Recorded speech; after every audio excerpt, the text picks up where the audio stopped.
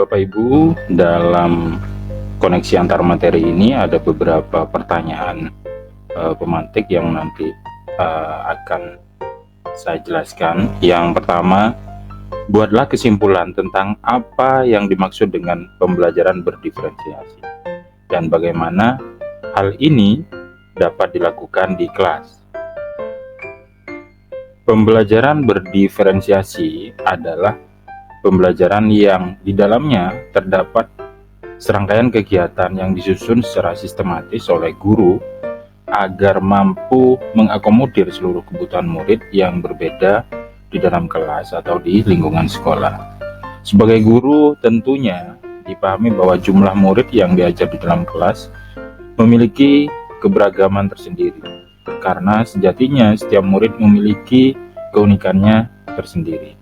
Dengan keunikan tersebut, guru sebagai pendidik bertindak sebagai fasilitator dalam memahamkan materi kepada murid dan memfasilitasi agar semua murid mampu memproses ide atau informasi yang diperolehnya serta mampu mengembangkan suatu produk sesuai dengan kemampuan murid tersebut. Untuk itu, pada pembelajaran berdiferensiasi perlu persiapan, perlu strategi pembelajaran yang tepat, baik meliputi diferensiasi konten, diferensiasi proses, dan diferensiasi produk.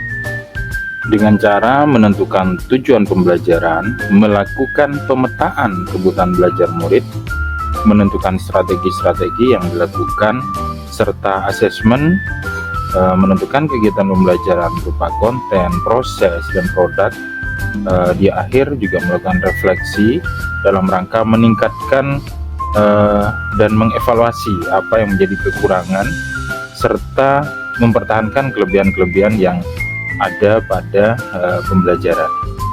Seorang guru harus dapat memastikan setiap murid di kelas sukses dalam pembelajaran. Berikutnya, jelaskan bagaimana pembelajaran berdiferensiasi dapat memenuhi kebutuhan belajar murid dan membantu mencapai hasil belajar yang optimal. Jelaskan pula bagaimana Anda melihat kaitan antara materi dalam modul ini dengan modul lain di program pendidikan guru penggerak. Pembelajaran berdiferensiasi dapat memenuhi kebutuhan belajar murid dan membantu mencapai hasil belajar yang optimal. Karena pembelajaran ini dapat membantu memenuhi kebutuhan belajar murid serta penilaiannya benar-benar diprioritaskan terhadap kondisi masing-masing murid. Dan karena tujuannya untuk mewujudkan lingkungan belajar yang positif, tentu diperlukan beberapa strategi belajar, di antaranya dengan mengakomodasi lingkungan belajar yang berpihak pada murid, mengidentifikasi kebutuhan-kebutuhan yang dapat mendukung penumbuhan murid merdeka belajar. Salah satu contohnya adalah pembelajaran berdiferensiasi yang dapat memenuhi kebutuhan belajar murid. Pada modul 1, mempelajari tentang filosofi Ki Hajar Dewantara bahwa pembelajaran harus memperhatikan kodrat alam dan kodrat zaman. Dalam pembelajaran berdiferensiasi juga di sini memperhatikan kebutuhan dari anak. Begitupun dengan nilai dan peran guru penggerak, visi serta penerapan budaya positif di sekolah.